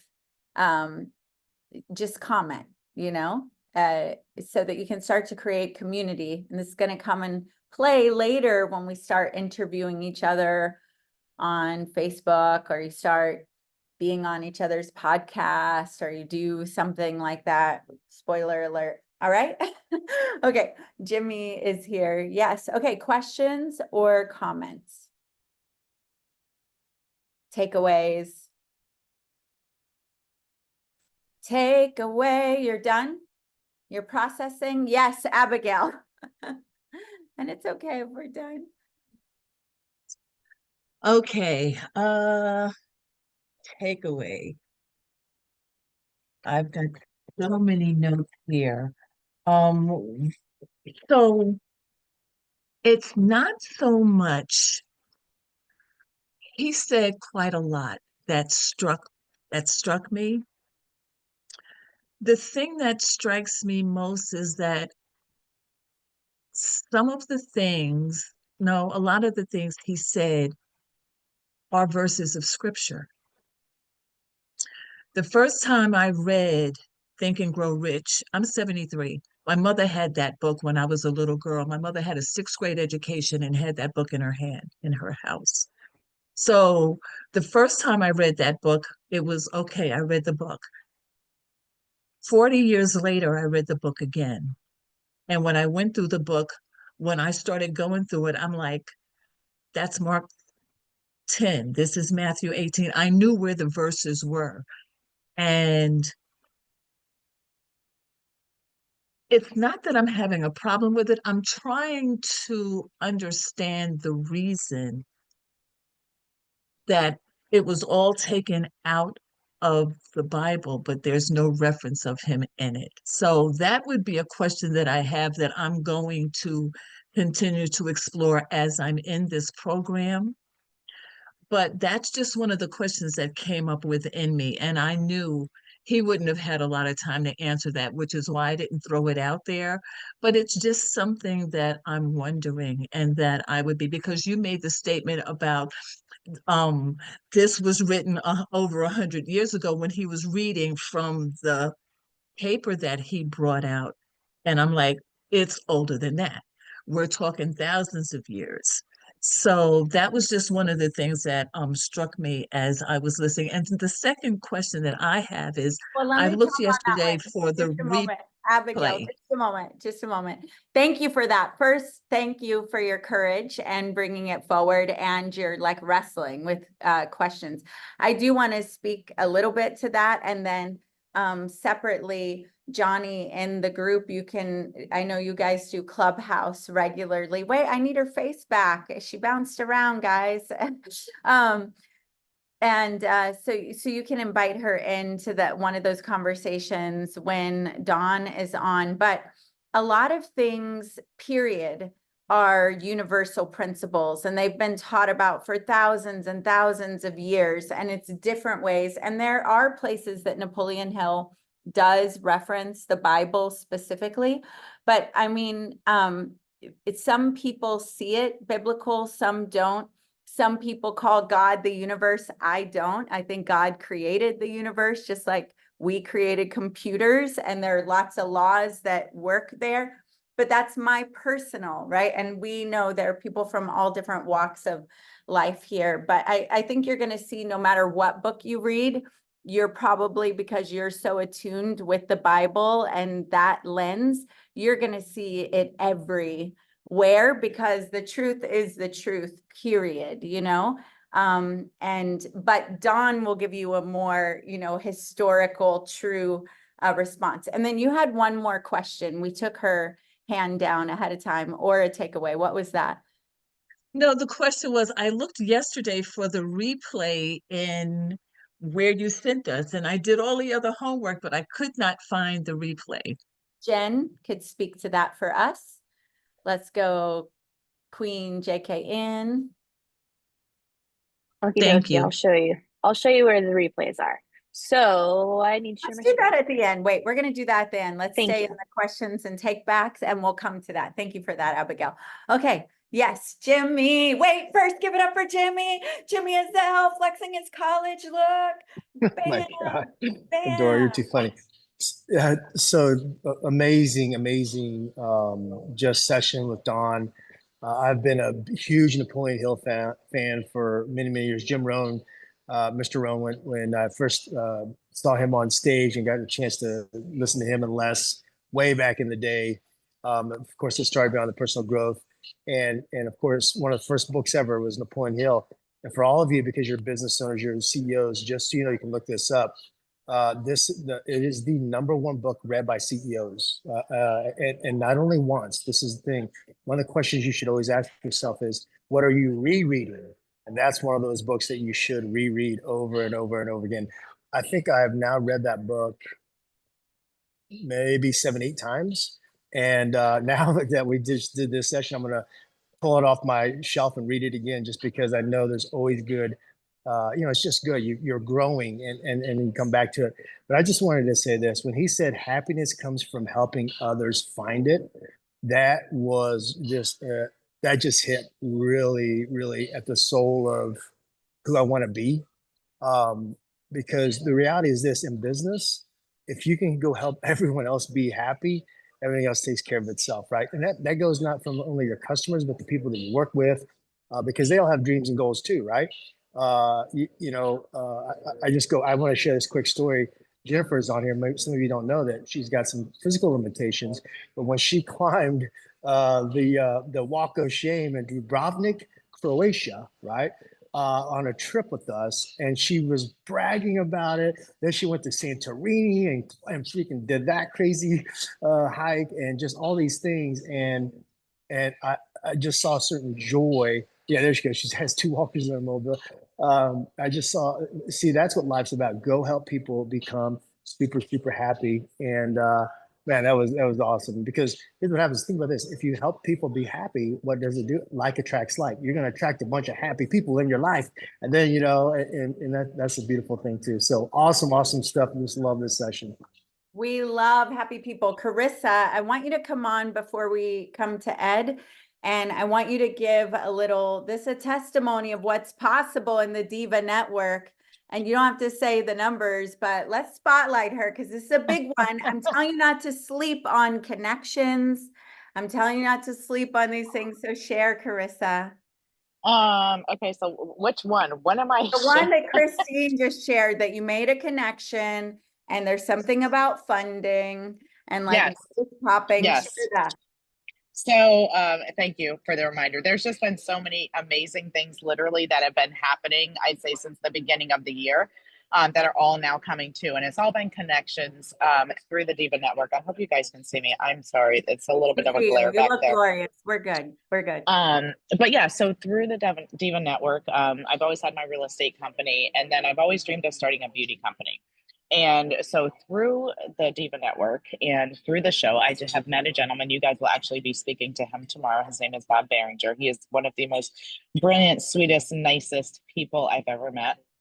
And through Bob, I was starting a beauty company. He was starting a beauty company. So now we're coming together, and it's just going to be massive. I mean, I'm talking biohacking formulas more than I could ever even imagine. So it's going to help nourish you from the outside in and then the inside out and all of those great things. So that has been a blessing.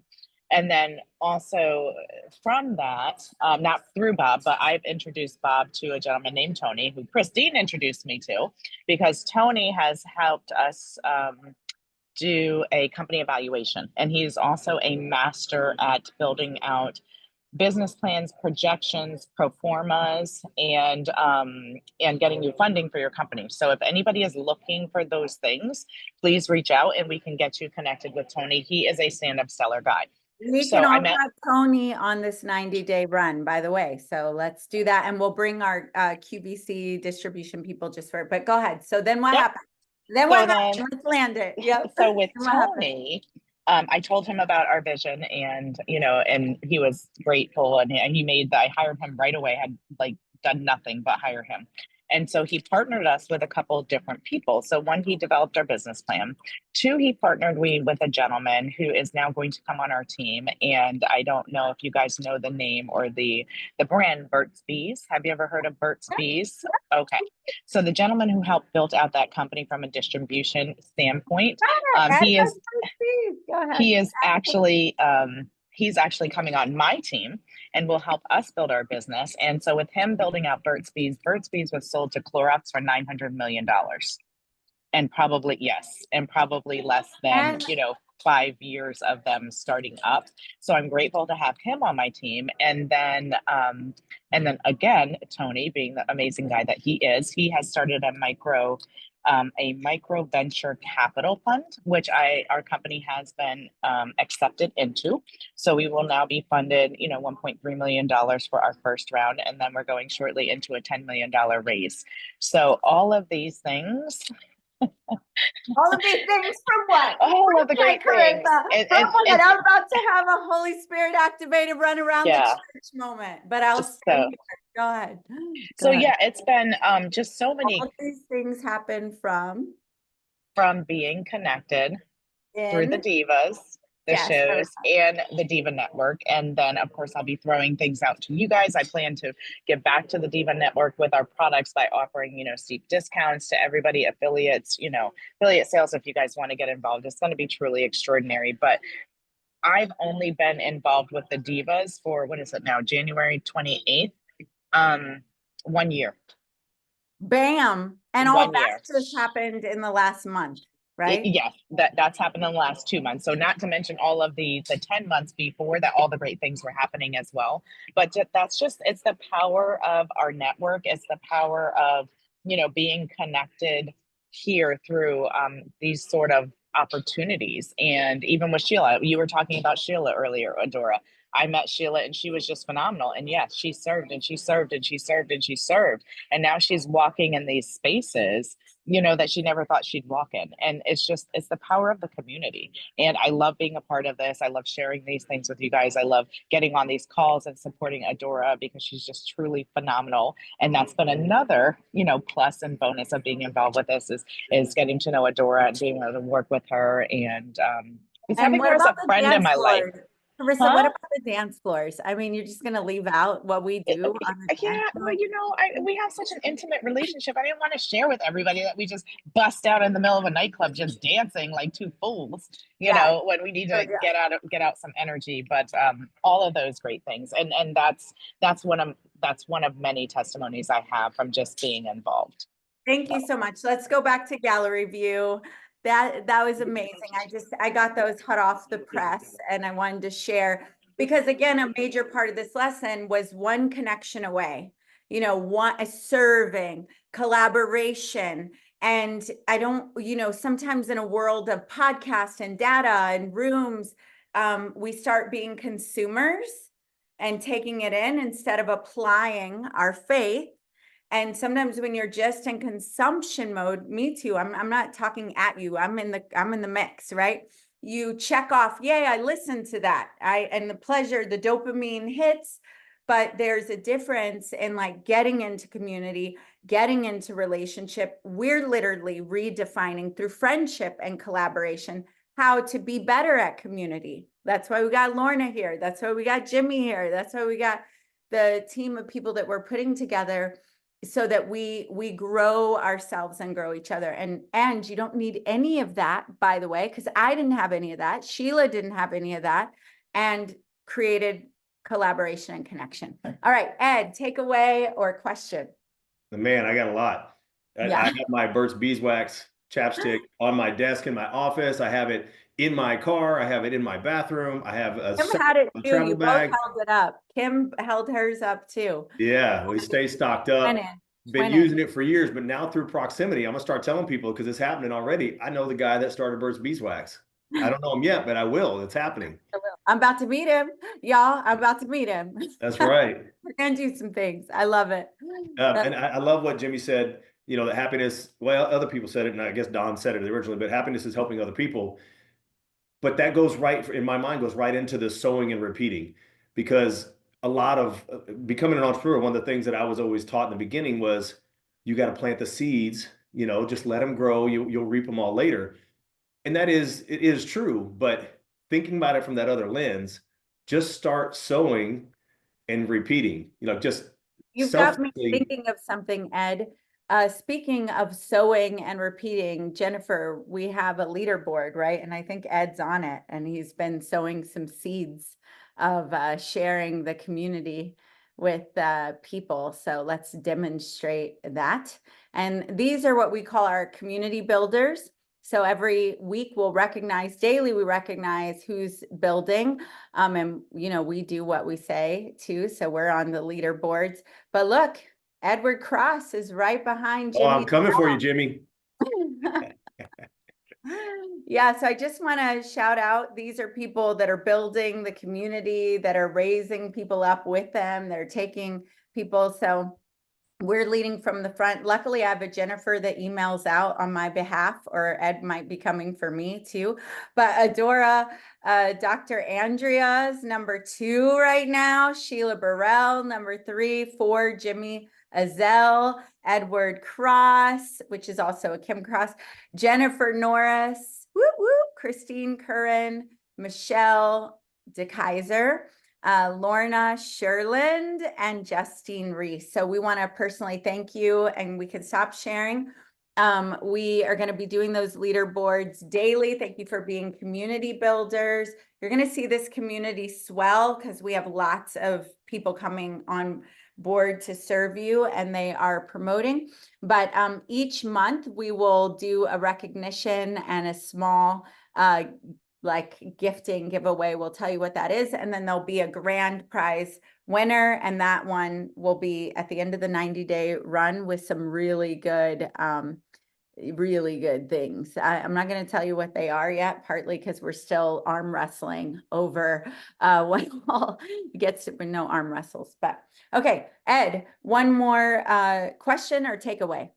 Yeah, I wanted to kind of touch on what Abigail was talking about. So Abigail, the book, The Power of Positive Thinking by Norman Vincent Peale, it brings almost identical Napoleon Hill's thoughts for Think and Grow Rich, and it ties them to Bible verses. And it's a really good book if you haven't read it. When I read that book, I read it after I'd read Think and Grow Rich like 47,000 times. And I was like, oh my gosh, that's where I knew the connection from. It literally just walked me through it and made me feel like, so there's no way that it didn't come from the Bible. He just, for whatever reason, didn't connect it in his book, but it's out. The connections are definitely there. You were spot on, and they've been around for thousands of years. But here's something that, and I'll share this with everybody on here. One of my mentors told me, the whole world is repetition. When somebody says something and you repeat it, it's now yours. Obviously don't plagiarize and rip people off, but Norman Vincent Peale, Napoleon Hill, they're taking all that stuff from the Bible and they're putting their own spin on it to where now it's their own. We can do the same thing. We have the power to do the same thing. Well, and not only that, yeah, just to add to that, which is amazing, is that there is nothing new under the sun. We innovate, we collaborate, we create new things. And that is why it's so important for you to become visible, because how that word comes alive through your lens, through your experience, through your story, is how it moves and breathes and touches, and how we connect with each other. So Jimmy taught me to give credit to 3 times, and then it's original content. Myron Golden makes that joke too. All right. So yes, Coach Kurt, question or takeaway? Follow up to Abigail and Ed's stuff. Ed's question or comments on if you guys had seen my question to Don in the chat, it was along the same lines as Abigail saying. And I will tell you that when I was into churchianity, I started reading Napoleon Hill and I put it down. And once I continued to press into my spirituality, and I understood that exactly what I said earlier, Napoleon Hill, in my mind, when I went back and read it all the way through, is that he wanted to cross boundaries, cross lines. And that is why it's not chapter and verse, because if chapter and verse was there, it was going to create lines. Anyway, that was my take. Awesome. And we're gonna honor Don Green and him being in the space. And I love that we have so many people on Kindred Hearts. So for now, any more around religion, why Napoleon Hill wrote it or didn't. We're going to save those for the chats and stay in wins and questions. And that was great, great feedback. But let's keep it going. All right, especially because we end on high notes, not Bummerville. And that was not Bummerville. Okay, that was not Bummerville. But we're gonna end on wins and questions. And great thinkers, this is the dialogue. We wrestle with this stuff. So I love that you all brought it up 100%. And I wish Dawn was still in the room to answer. Okay. Dora, let me finish with this then. Wait. Take mind off self and place it on others because it cures depression. There we go. So good. Wait, one more time. Take your mind off yourself and put it on others because it cures depression. So good. So good. All right, Justine, thank you, Coach. I just wanted to chime in and say one of the things I've been doing more recently is getting out into humanity. And what's top of mind when I'm talking to people are the things is building this community. And so it just keeps coming up, the DIVA Network, and by doing so, I'm meeting people. You just don't know who. I think it was Jeff that said, the person I'm sitting next to on the airplane could be my next business partner. And I have always had a curious mind to be out there and talking and building. And so I'm just encouraging all of us. And I think everybody here is just so resonant. And, last night I did that, and I did it the other day. And I think that's why a bunch of people signed up for the challenge and somebody booked my retreat that I literally met within an hour. It resonated. So you just never know what's going to resonate. And I think if we're living our purpose and whatever, I think it was Ed that said about being in service, or maybe it was Don that said about turning someone, giving someone a little bit of joy. And what we're experiencing here in Los Angeles is there's been so much devastation and so much tragedy. And, I started doing this curated clothing thing. The joy it has brought people, like they can't, and it's fun for me. It's like, I feel like I'm a stylist with my friend and bringing like a cute pair of tiger boots to somebody who lost everything, and a little faux fur jacket has been like life-changing for them in the moment. And I don't know, just seeing those moments, really beautiful moments. So just encouraging that to continue. And that's what I'm getting from here, is that it's the faith. That's the faith for me right now. I love that so much. And I love that you're seeing and experiencing, top of mind. And that shows that the energy and the vibe here is carrying into other parts of your world. And we're so grateful for you. And I love what you're doing. There was one more person I need to bring up, Jennifer, to answer how you find the replays. And also quickly, Ronnie, because Ronnie represents part of our global expansion. Ronnie, wait, before you share screen. Thank you. Ronnie, where are you located? Yeah, I'm at home. I know, but you're in Indonesia or what country? Indonesia, Dora. That's what I Yeah. thought. That's what I thought. So thankful to have you here today. And yes, and also Dr. Andrea, and some of you may have these kind of things. We can remove the spotlight of Justine, and then Ronnie and I will go in just a moment. But some of you have thought like how you get a vision for something, whether it's helping moms or whoever you're helping. It was Tanya and Dr. Andrea that went, how do we open the Latin market, right? And then Dr. Andrea said, I know a woman who is a very high title in Malaysia, and I know some other leaders. And so we had this call, and it was a group of leaders in Malaysia, Japan, Bali, and Indonesia. And they helped us figure out what that market needs. It is very different than what we would know. And so I just want to celebrate that we're in a soft launch and that we already have Ronnie here with us in a meeting. And thank you for locking arms with us. And we're looking forward to working with you. And I also want to plant the seed for all of you that if you get a vision of collaboration or a country or there's a lot available, and it'll happen by us locking arms together. So thank you again, Ronnie, and good to see your face. I was so excited when I saw you come on camera. I had to like pull you up. Okay. And thank you, Dr. Andrea. Okay, now you can share the screen. Okay, so the replays, I have been posting them in the community thread. You should also be getting them in your email. And to find them inside of school, here we have our courses, right? You go to the classroom, click on the visibility challenge. And before I do this, remember, I'm the one who's building this. So you see all my drafts. Don't freak out because it looks a little different. But what you're looking at or for is the visibility challenge sessions. Here's our pregame recording, session 1.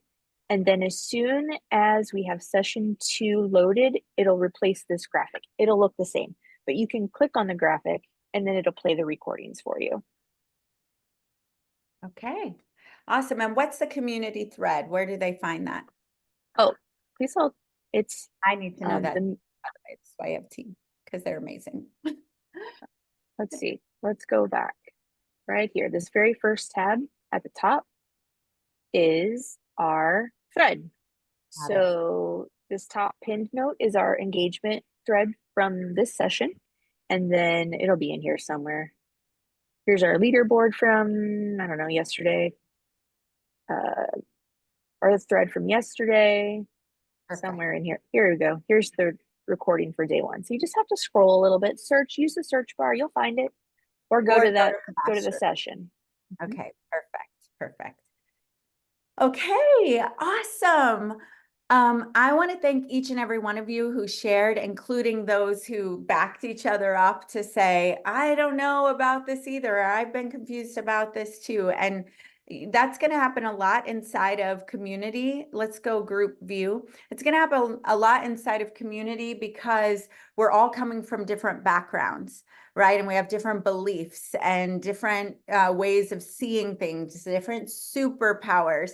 We're always going to make this a safe space where we honor and respect each other's values, where we're big enough to agree to disagree, and that we don't make the main focus our differences. We make our main focus how we can help each other, collaborate. And it's always going to be from that space that we can actually receive from each other because we're in love, we're in fellowship, we're in collaboration. And so I am super grateful that all of you are here. I'm grateful I saw someone put in the comments, we made history together with Don Green today. We're gonna have a lot of those days.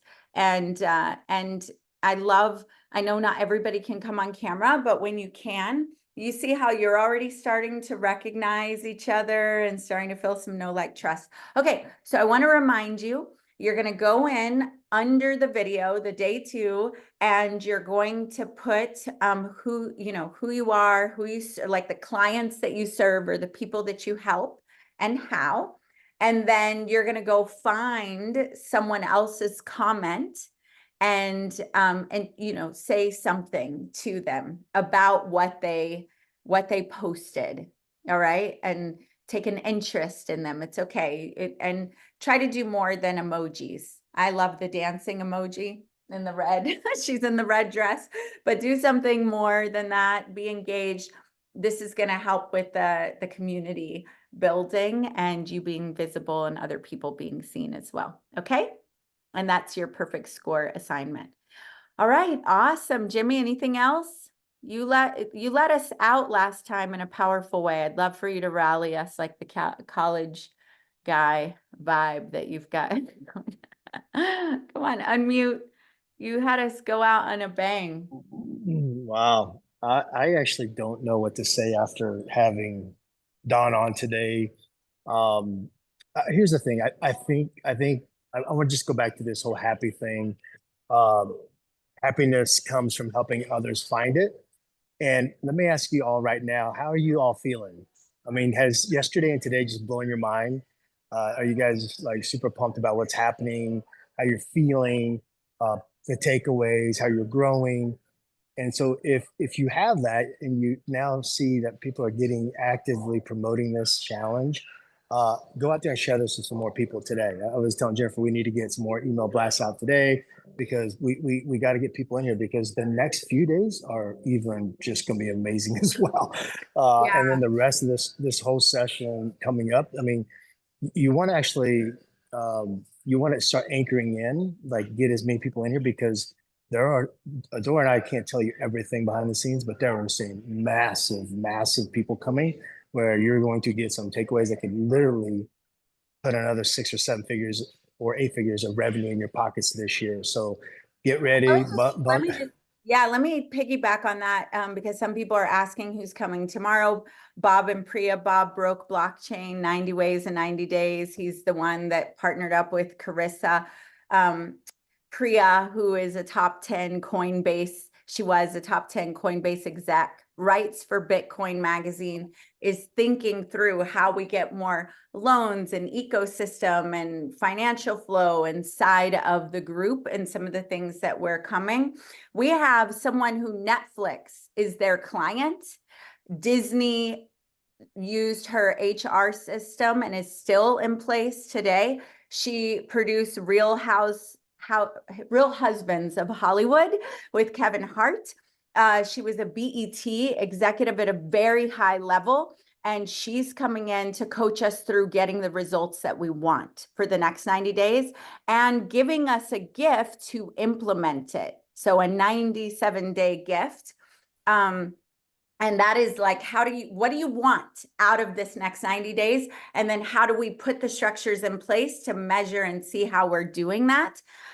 We have people we have a woman that's coming that was on Jersey Boys, and she was on West Side Story, the movie and the musical, showing you how to own your visibility. And she's promoting, she led a virtual event for Tony Robbins yesterday.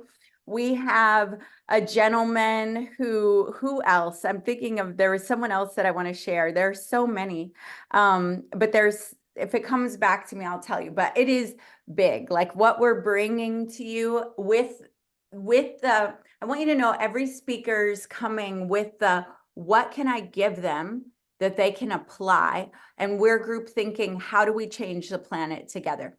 Phase magazine, a woman who has a mental health movie and it already has distribution coming, and she's still looking for practitioners and people to participate inside of that movie.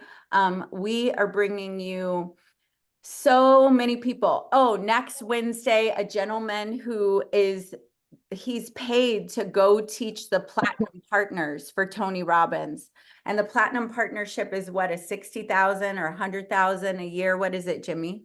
Platinum Partner. It's over 6 figures. Yeah, it's okay. So the same material that he's coaching them, he's bringing it here to us, and he's a long game partner.